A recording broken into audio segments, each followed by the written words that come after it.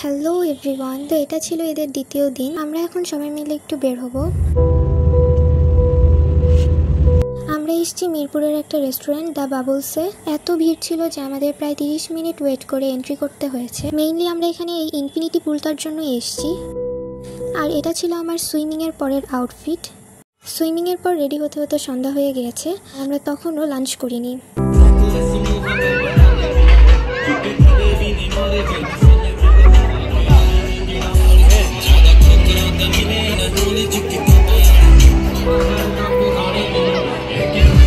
এখানকার খাবার আমাদের কাছে খুব একটা ভালো লাগেনি, তো আমরা কেউ ঠিকমতো খাওয়া দাওয়া করতে পারিনি।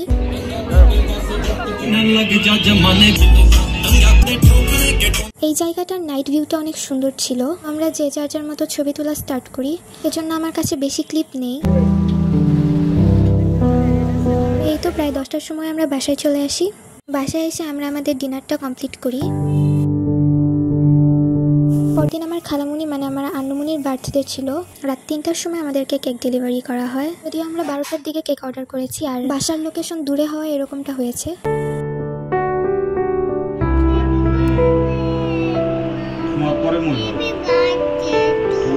তো আমাদের ঘুমাতে ঘুমাতে রাত 4টা বেজে যায়। তো আজকের ব্লগটা এই পর্যন্তই ছিল।